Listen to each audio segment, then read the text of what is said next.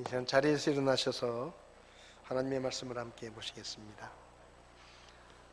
이사야서 53장 4절에서 6절까지 말씀을 우리 한 목소리로 함께 읽도록 하겠습니다. 참으로 그는 우리의 고통을 짊어지고 우리의 슬픔을 담당하였거늘 우리는 그가 매를 맞고 하나님께 맞아 고난을 당한다고 생각하였노라. 그러나 그는 우리의 범법들로 인해 부상을 당하고 우리의 불법들로 인해 상하였노라.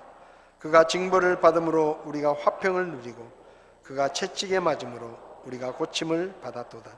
우리는 다 양 같아서 길을 잃고 각각 자기 길로 갔거늘 주께서는 우리 모두의 불법을 그에게 담당시키셨도다. 아멘. 잠시 기도하겠습니다. 고마우신 하나님 아버지, 2000년 전에 하나님의 아들 예수 그리스도께서 우리 죄를 대신하여 채찍에 맞으시고 십자가에 돌아가시고 부활하심으로 우리의 모든 죄를 용서하시고 구원의 길을 열어주셨던 그 주님의 은혜를 감사합니다. 오늘 특별히 주님의 고난을 생각하며 하나님의 말씀을 나눌 때 우리 마음속에 깊은 감사와 찬양이 있도록 도와주시기를 원합니다. 부족한 종을 붙들어 주시고 혹 우리 가운데 아직도 예수님을 믿어 구원에 이르지 못한 자가 있으면 오늘 말씀을 듣고 예수님을 하나님의 구원자로 믿어 구원을 받을 수 있도록 주께서 도와주시옵소서. 부족한 종을 주님께서 써주시기 원하며 예수님의 이름으로 기도했습니다. 아멘. 자리에 앉으시겠습니다.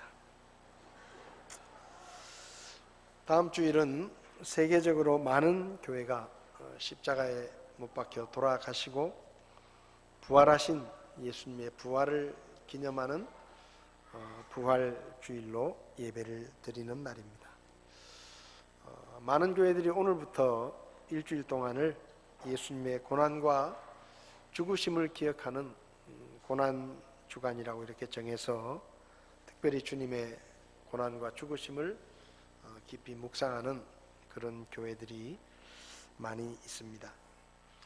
2000년 전 아마 오늘쯤 예수님은 아무도 탄 적이 없는 새끼 나귀를 타시고 예루살렘 성으로 들어가셨습니다. 예수님께서 예루살렘 성으로 들어가실 때 마태복음 21장을 보면 수많은 사람들이 길가에 나와서 자기 겉옷을 벗어서 길에 깔고 또 종려나무 가지를 꺾어서 길에 깔면서 예수님을 대환영을 했습니다. 그리고 호산나 다윗의 자손이여 주의 이름으로 오시는 이여 호산나 하고 찬송을 부르면서 주님을 맞이했습니다. 그러니까 분위기는 들떠 있었고 예루살렘 사람들은 마치 왕이 성으로 들어오는 것처럼 예수님을 환영하고 연호하고 있었지만 사실 예수님은 지금 죽으러 예루살렘 성으로 들어가시는 때였습니다. 십자가에 못 박혀 돌아가시기 위해서 원수들에게 붙잡혀 고난을 당하고 채찍에 맞으시고 십자가에 달려 돌아가시기 위해서 예수님은 그렇게 아주 착잡한 마음으로 성으로 들어가시지만 예루살렘 사람들은 예수님의 속을 모르고 환영을 하고 큰 소리로 예수님을 맞이했습니다. 유대인들은 이스라엘 역사를 보면 이스라엘 나라가 망하죠. 북왕국 이스라엘과 남왕국 유다로 나뉘어졌다가 BC 586년에 남왕국 유다가 바빌론이라는 나라에 멸망하고 난 다음부터 계속해서 식민 통치를 받게 됩니다. 바빌론에 이어서 페르시아, 또 알렉산더 대왕의 그리스 이런 나라들을 거치면서 계속해서 나라를 잃고 식민 통치를 받았습니다. 그러다가 마카비라는 사람이 독립운동을 해가지고 한 100년 정도 잠깐 독립왕국으로 있다가 BC 63년에 로마의 침략을 받아서 로마에게 다시 멸망을 하고 그때부터 이제 로마의 식민 통치를 받게 됩니다.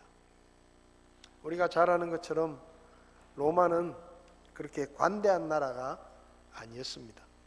식민지 백성들을 아주 억압하고 착취하는 그런 제국이었기 때문에 유대 사람들은 나라를 잃고 식민 통치를 받으면서 너무너무 힘겨운 삶을 살고 있었습니다.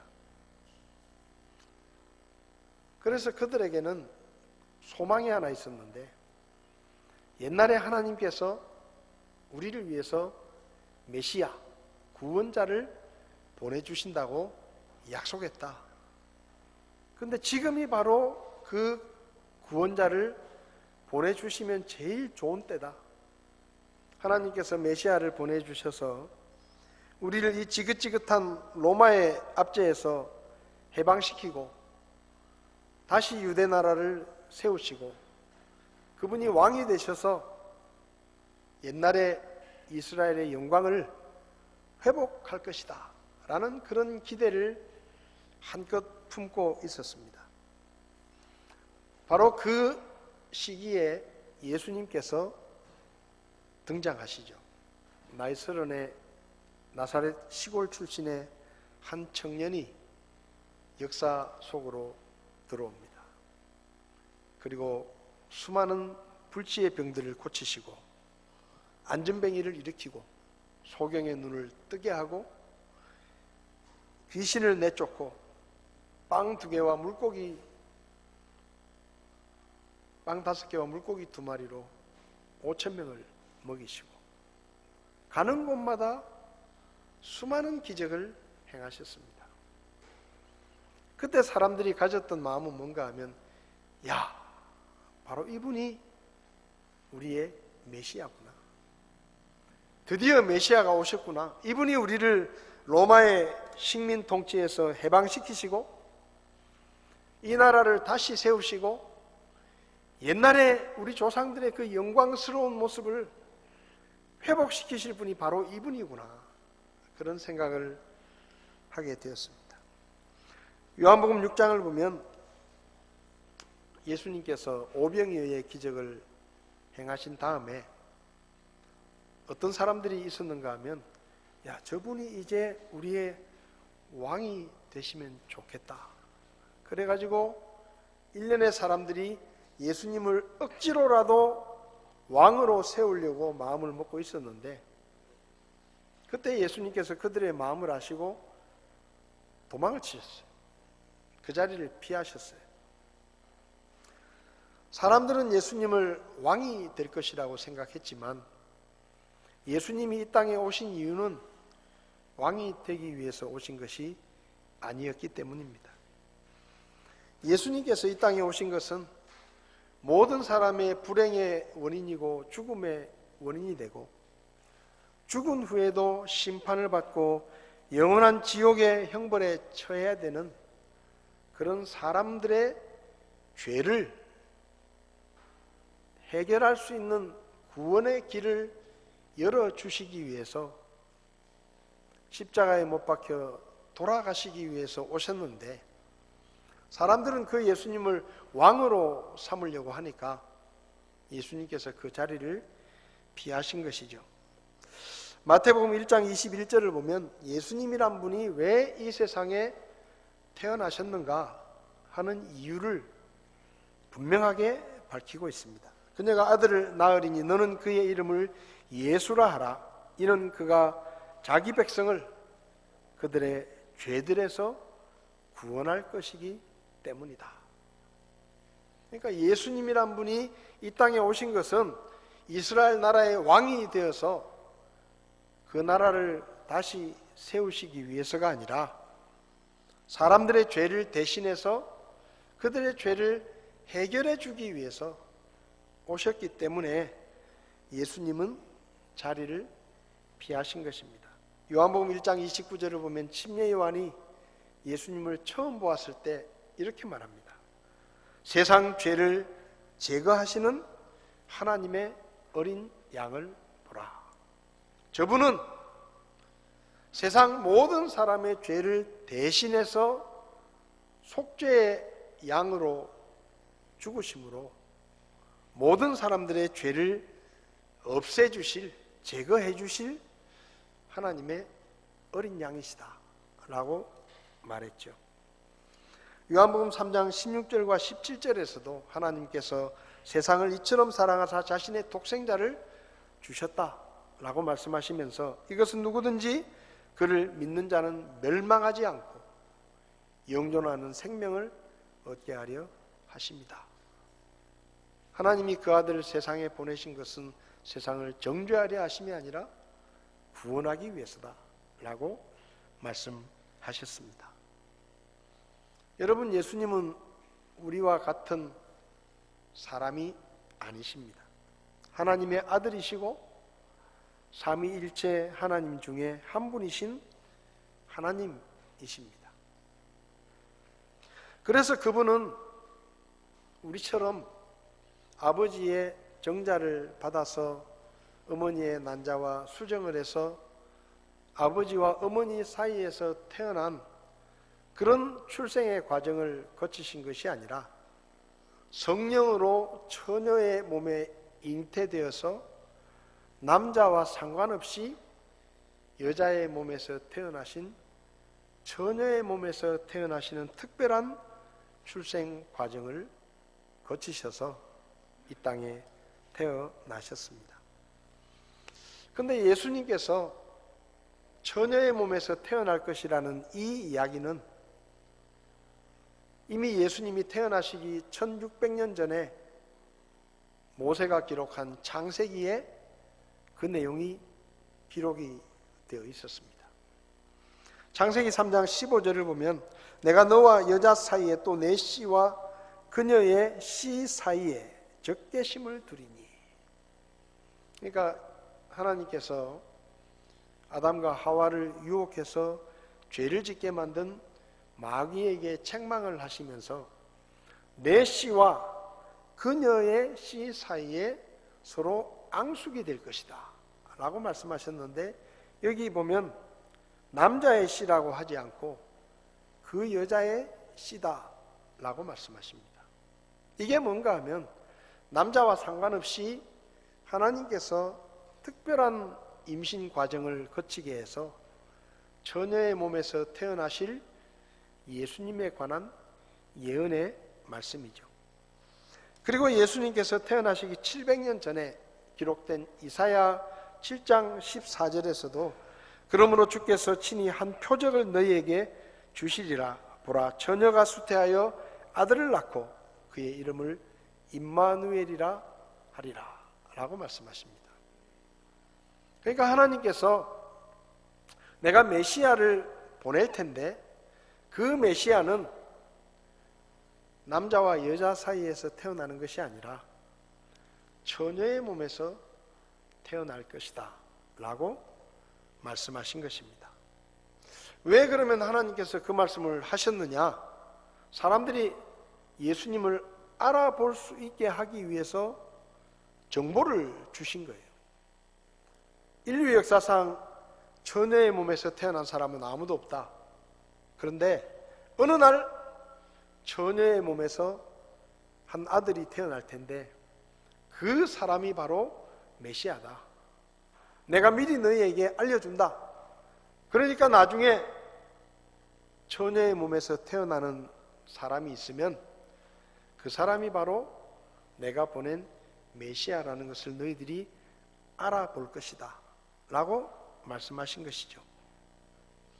근데 유대인들은 예수님께서 처녀 마리아의 몸에서 태어나셨지만 그분이 하나님이 보내신 메시아라는 생각은 하지 못했습니다. 오히려 그들은 그 예수님이 하나님이 보내시겠다고 하신 그 메시아가 아니라 자기들이 기다리는 메시아, 이스라엘 나라를 로마의 통치에서 해방시키고 나라를 다시 세우고 옛날의 영광을 되찾을 수 있는, 그러니까 하나님의 말씀에서 말씀하신 메시아가 아니라 자기들이 기대하는 메시아라고 생각했습니다. 그래서 지금 예루살렘으로 들어가실 때 수많은 사람들이 예수님을 환영하고 호산나 연호를 부르면서 예수님이 드디어 왕이 되시려고 들어오시는 모양이다, 그렇게 생각했죠. 근데 그렇게 예루살렘에 들어가신 예수님은 사람들의 기대와는 전혀 다르게 성전에 가서 장사하는 사람들을 내쫓으시고 바리새인들과 대제사장들을 야단치시고 하나님의 말씀을 가르치시는 거예요. 그 사람들은 드디어 저분이 이제 예루살렘 성으로 들어오시니 이제 자기가 왕이 될 것이라고 선포하고 그 어마어마한 능력으로 로마 제국을 물리치고 우리나라를 해방시켜 주실 것이다라고 생각했는데 예수님이 성에 들어오시더니 그런 일에는 전혀 관심이 없으시고 성전에 가가지고 장사하는 사람들을 내쫓고 그리고 바리새인들과 대제사장들을 책망하고 하나님의 말씀을 가르치시고 이런 일만 하시는 거예요. 그런데 당시에 유대 사회에서 기득권을 누리고 있었던 바리새인들과 대제사장들의 눈에는 그 예수님이 눈의 가시였습니다. 왜냐하면 지금까지 자기들이 유대 사회에서 중심이었고 어른 대접을 받으면서 사람들이 자기들 말을 잘 들었는데 이제 예수라고 하는 새로운 사람이 등장해가지고 사람들의 관심을 다 끌어가니까 이제 자기들은 뒷전에 밀린 거예요.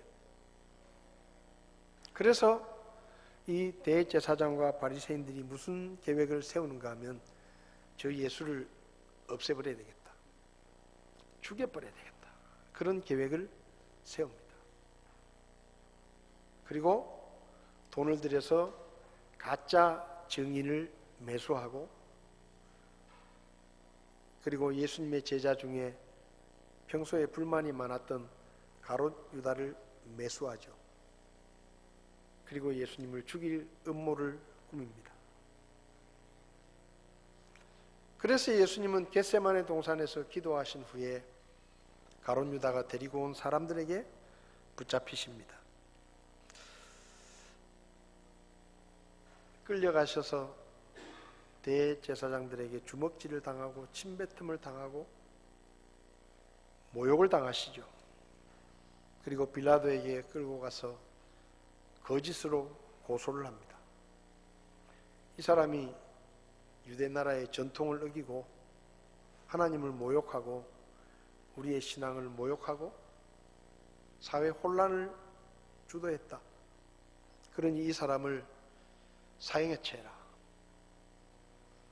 빌라도는 자기 나름대로 조사를 해보니까 이분이 죄가 없는 거예요. 죽을 만한 죄가 없는 것입니다.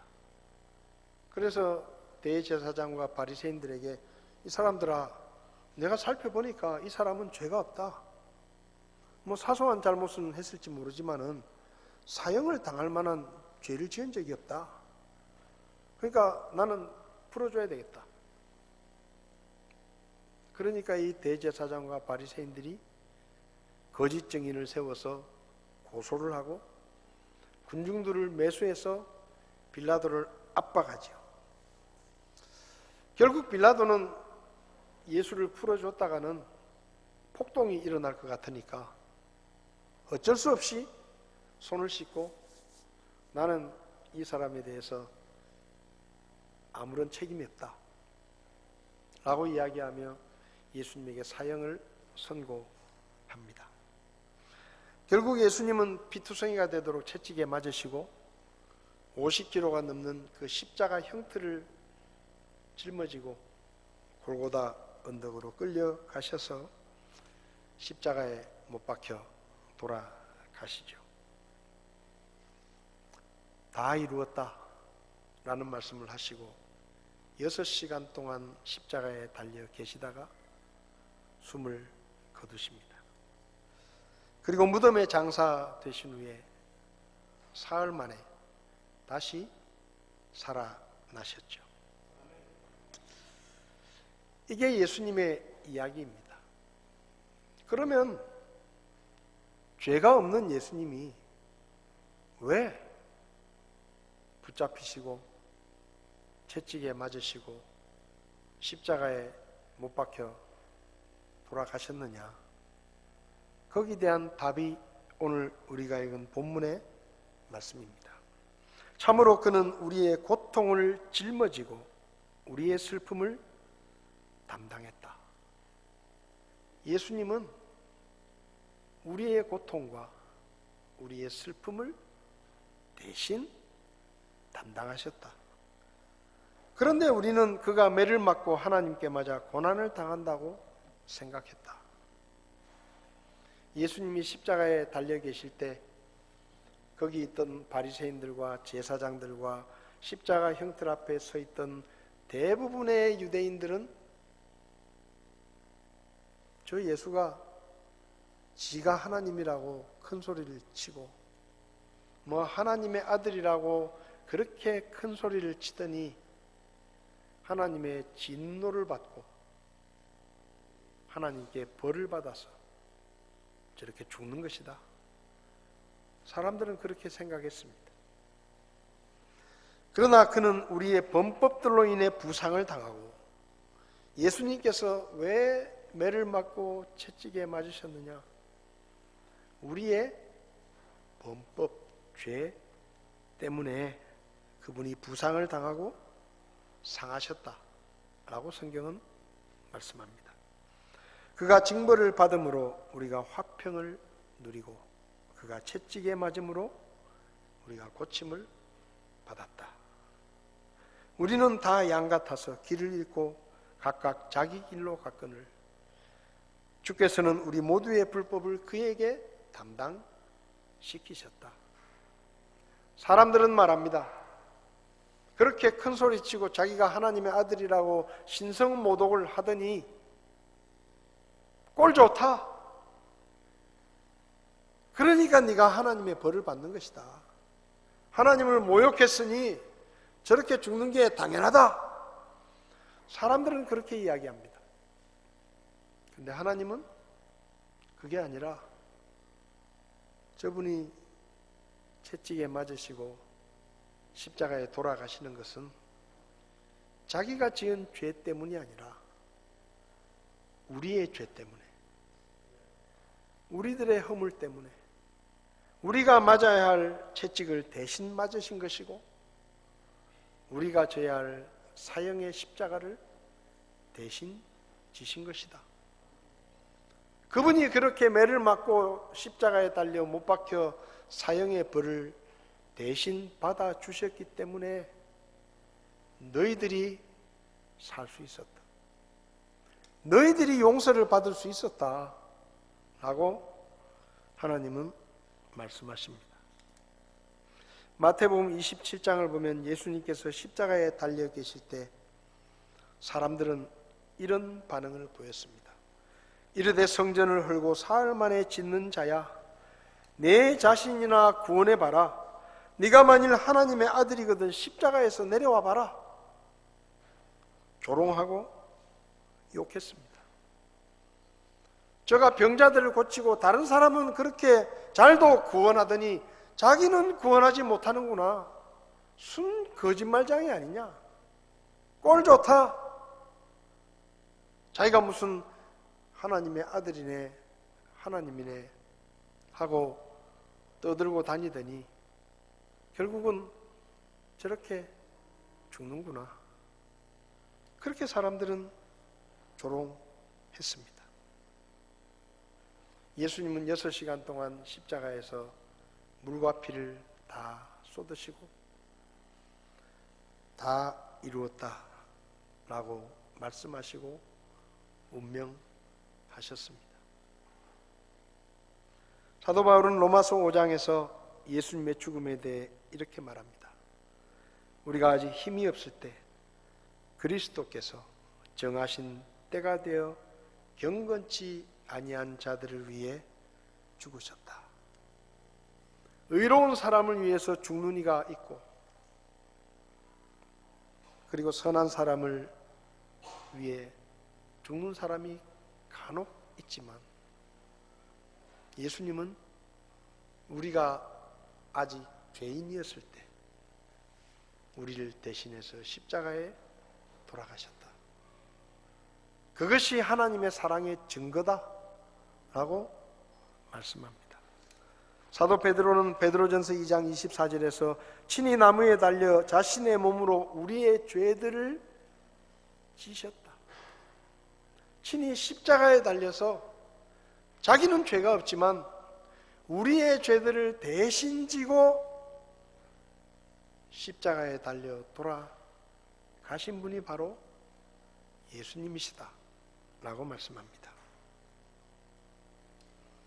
하나님은 죄 때문에 고통과 불행 속에서 살다가 죽은 후에 심판을 받고 영원한 고통의 장소인 지옥에 가서 형벌을 받게 되는 그런 우리들을 불쌍히 여기셨습니다. 그래서 우리 힘으로는 용서받을 수 없는 죄를 해결해 주시기 위해서 하나님의 아들 예수님의 모습으로 이 땅에 오셨고 모든 사람의 모든 죄를 대신 지고 십자가에 달려 돌아가셨습니다. 우리가 들어야 될 욕을 대신 들으시고 우리가 맞아야 될 채찍을 그분이 대신 맞으시고 우리가 사형당해야 될 그 십자가에 그분께서 달려 우리 대신 사형의 벌을 받아 주셨습니다. 그래서 우리에게 구원의 길이 열리게 된 것입니다. 누구든지 불신앙을 버리고 십자가에 못 박혀 돌아가시고 부활하신 그 예수님을 내 죄를 대신해서 십자가에 돌아가시고 부활하신 나의 구원자, 내 죄를 대신하는 구원자로 믿으면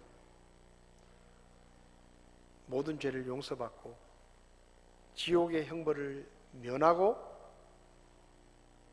구원받아서 하나님의 나라에 들어갈 수 있는 자격이 주어지는 하나님의 자녀가 될 수 있다.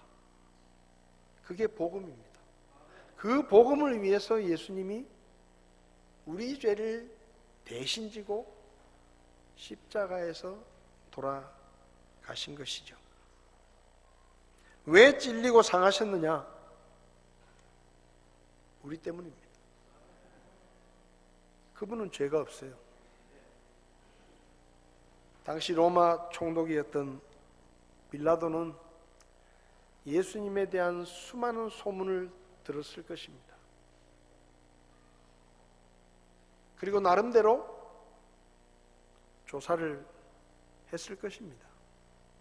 왜냐하면 자기가 통치하는 그 유대 땅에 30살의 젊은이가 나타나서 신기한 기적들을 행하고 그가 가는 곳마다 수천의 사람들이 몰려들고 그러니까 그 지역을 책임지고 있는 로마의 총독으로서 나름대로 조사를 했을 거예요.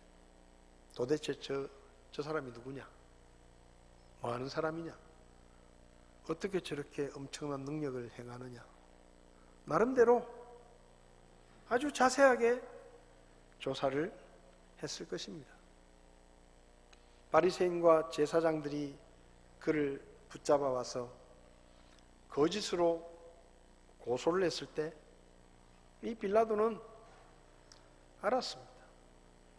저 사람은 지금까지 벌을 받을 만한 죄를 지은 적이 없다. 사기를 친 것도 아니고 병자들을 고쳐주고 무슨 엄청난 돈을 받은 것도 아니고 가짜 기적으로 사람들을 현혹해서 문제를 일으킨 것도 아니고 저분은 그저 어려운 사람들 도와주고 불쌍한 사람들을 챙겨주고 세상에서 소외된 사람들 걷어먹이고 그리고 어려운 사람들 도와준 것밖에 없는데 저 사람이 지은 죄가 도대체 뭐냐? 알고 있었어요.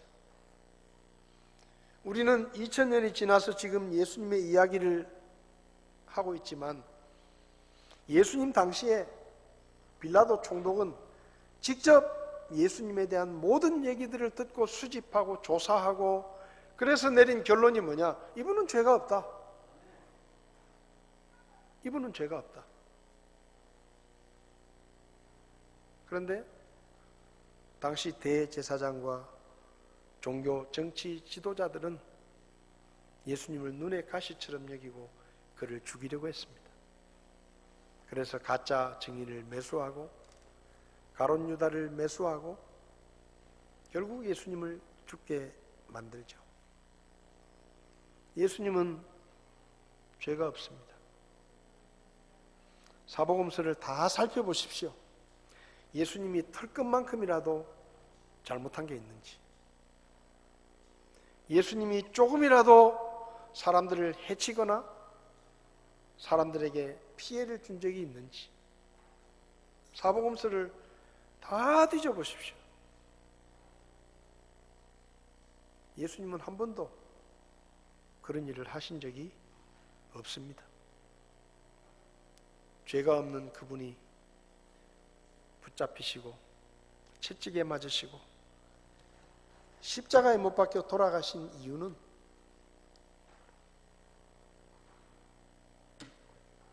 우리들의 죄 때문입니다.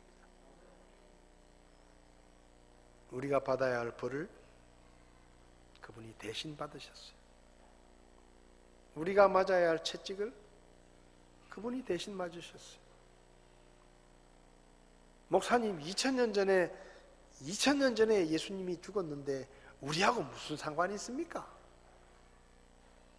여러분, 사람은 2000년 전이 과거예요.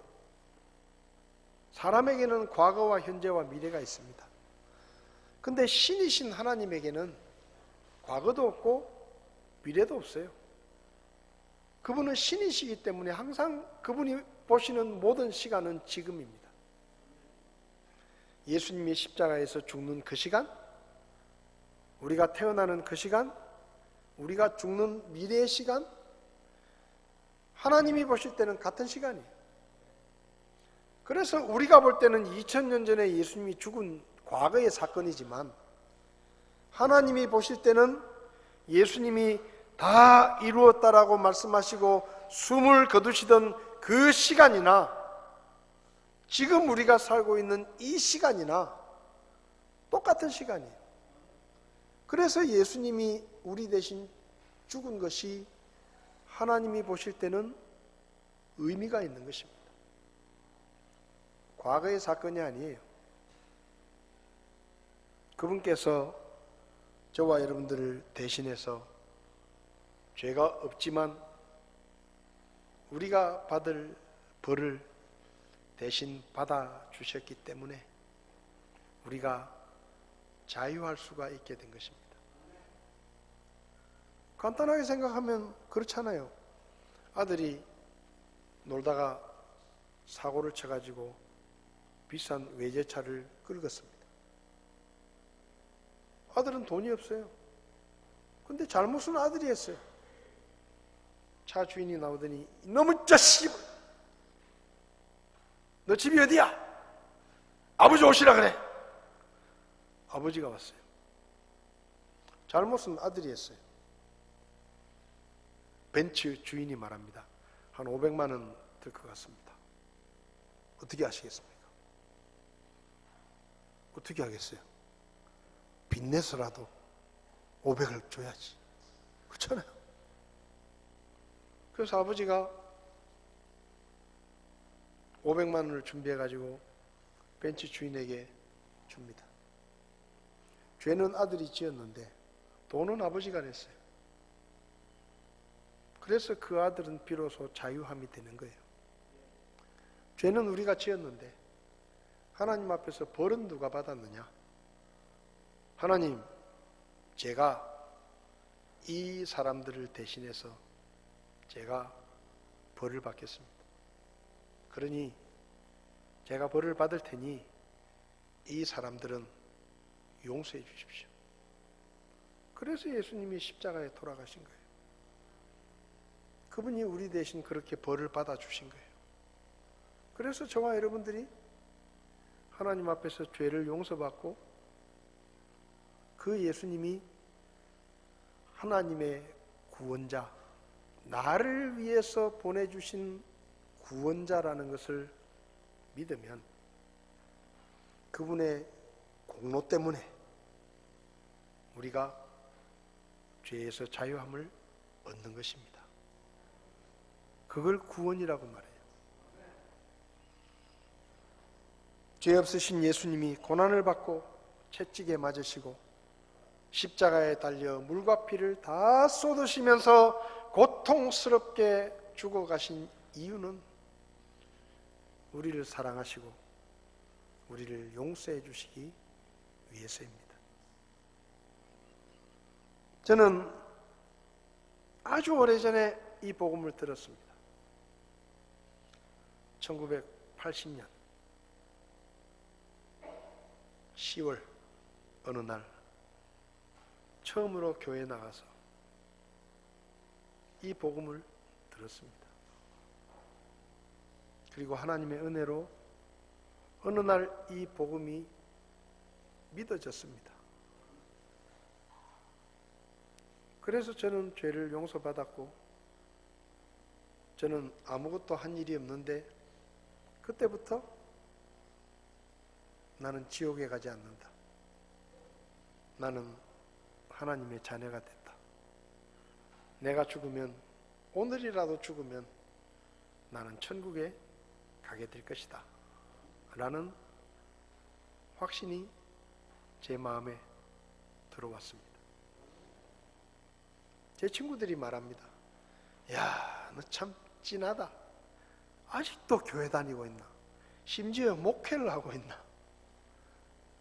우리는 조금 다니다가 마치었는데 우리는 조금 다니다가 사는 게 바빠가지고 그냥 세상에서 그렇게 살고 있는데 넌 참 찌리기다.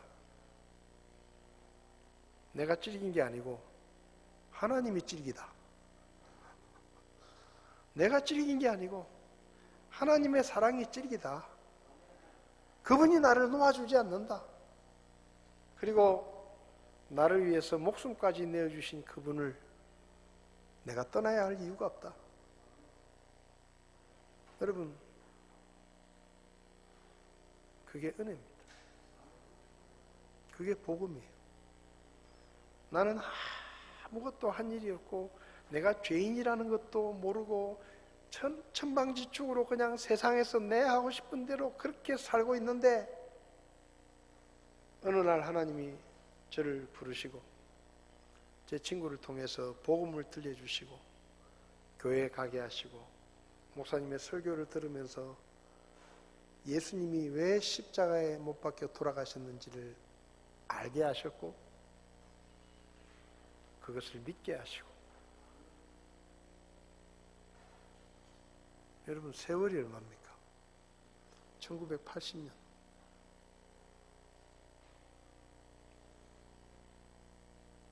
그 뒤로 44년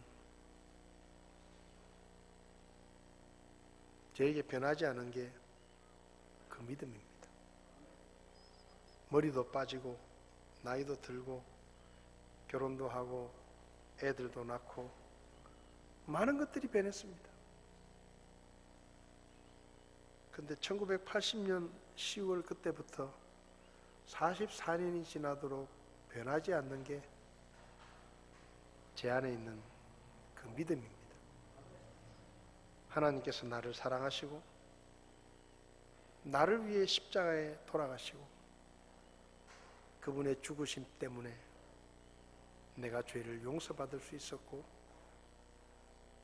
하나님의 자녀가 될 수 있었다. 그 은혜를 생각하면 제가 어디로 가겠어요?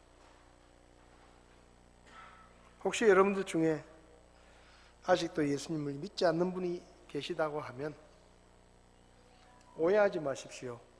교회 열심히 다니면 구원받는 게 아닙니다. 교회에서 집사가 되고 목사가 되면 저절로 구원받는 게 아니에요. 목사의 아들로 태어나면 저절로 천국에 가는 게 아니에요. 내가 하나님 앞에서 죄인이었구나. 그것을 깨달아야 하고 예수님이란 분이 십자가에 못 박혀 돌아가신 것이 나 때문이었구나. 그것을 깨달아야 하고 그리고 그분이 십자가에 돌아가셨기 때문에 내 모든 죄가 용서되었다라는 것을 믿어야 합니다. 그러면 그 믿음이 우리를 구원에 이르게 하고 하나님이 준비하신 구원이라는 선물을 받게 해주는 것입니다. 여기 계신 분들은 대부분 저하고 같은 믿음을 가지고 구원을 받으셨을 것입니다. 혹시 여러분 중에 아직도 예수님을 믿지 않는 분이 있다면 오늘 내가 죽으면 천국에 갈 자신이 없는 분이 계시다면 오늘 예수님이 찔리고 십자가에 돌아가신 것이 내 죄 때문이구나 하는 것을 깨달으시고 불신앙을 버리고 예수님을 하나님의 구원자로 믿어서 44년 전에 저에게 일어났었던 그 구원의 역사가 오늘 여러분에게도 있게 되기를 바랍니다. 기도하시겠습니다. 자, 눈을 감으시겠습니다.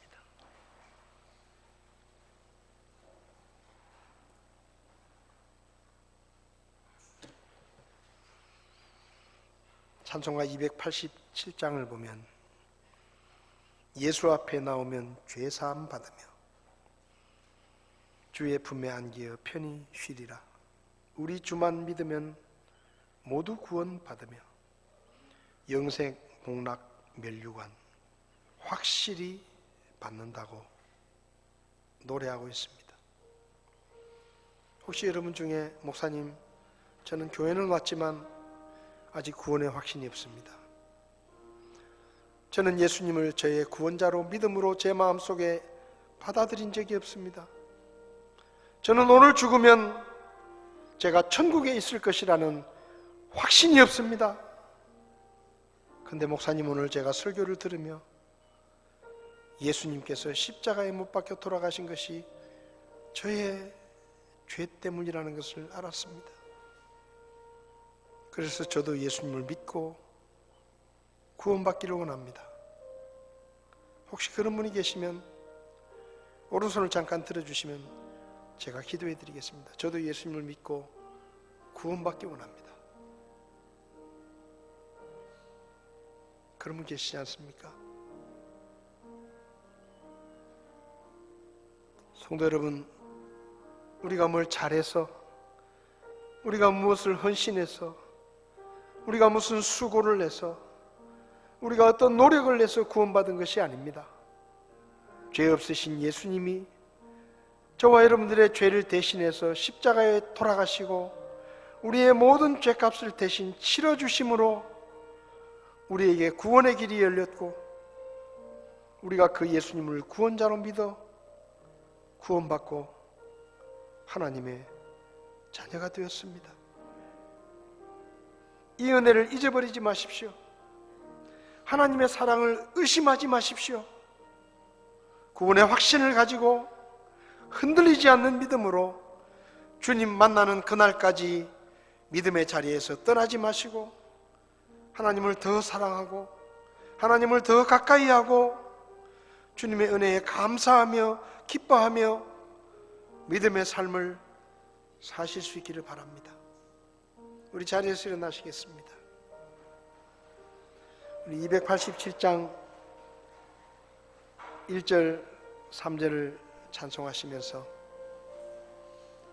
우리 죄를 대신해서 십자가에 돌아가신 그분의 사랑과 하나님의 은혜를 생각하면서 이 찬송으로 주님 앞에 영광을 돌리겠습니다.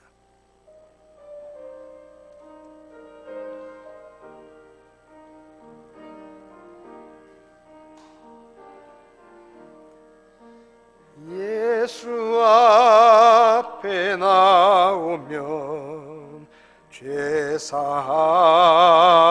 받으며 주의 품에 안기어 편히 쉬리라. 우리 주만 믿으면 모두 구원 얻으며 영생 복락 멸류관 확실히 받겠네.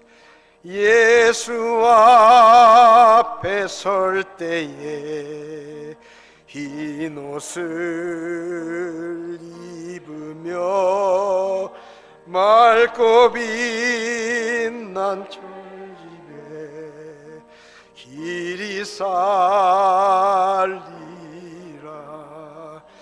우리 주만 믿으면 모두 구원 얻으며 영생 복락 멸류관 확실히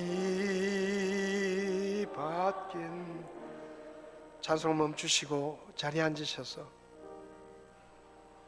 나를 위해 채찍에 맞으시고 나를 위해 십자가를 지신 그 예수님을 생각하며 하나님 앞에 감사하는 시간을 갖겠습니다. 하나님 감사합니다. 저같이 더러운 죄인을 구원해 주셔서 감사합니다. 지옥에 갈 수밖에 없었던 죄인이었던 저를 위해 제가 맞을 채찍에 맞으시고 제가 죽어야 할 십자가에 저 대신에 못 박혀 돌아가신 그 은혜를 잊지 않겠습니다. 죽을 때까지 믿음을 떠나지 않고 감사하며 기뻐하며 복음의 증인이 되어서 아직도 하나님의 사랑을 알지 못하는 이들에게 복음을 전하겠습니다. 이 시간 그렇게 주님 앞에 기도하시기 바랍니다.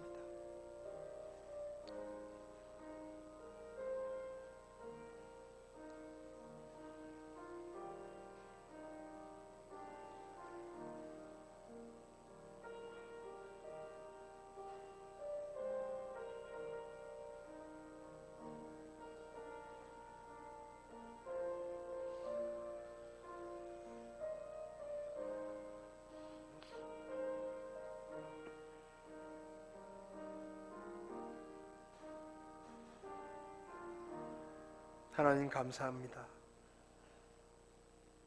하나님 정말로 감사합니다. 영원히 멸망할 죄인이었던 저희들을 불쌍히 여기시고 친히 이 세상에 오셔서 우리 대신 십자가를 지시고 우리의 모든 죄값을 치르시고 돌아가셔서 우리에게 구원의 길을 열어주신 것 정말로 하나님 앞에 감사를 드립니다. 우리는 아무것도 한 일이 없는데 예수님을 믿음으로 예수님의 공로 때문에 값없이 구원을 선물로 받게 하신 것 감사합니다.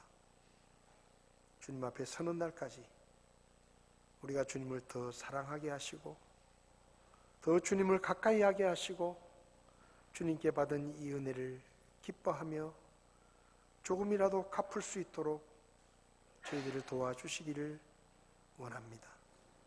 혹시 우리 가운데 아직 구원받지 못한 분이 있으면 이 말씀이 계속해서 생각나게 하시고 예수님을 믿음으로 구원에 이를 수 있도록 도와주시고, 혹시 교회를 떠나서 세상 가운데 살고 있는 분들이 있다면 이 은혜를 기억하고 다시 하나님의 교회로 돌아와 일평생 주님을 사랑하며 섬길 수 있도록 믿음을 회복시켜 주시옵소서. 오늘도 우리에게 귀한 말씀 주심을 감사드리며 우리를 위해 십자가에 돌아가신 그리고 부활하신 우리의 구원자 예수님의 이름으로 기도했습니다. 아멘. 예배를 마치겠습니다.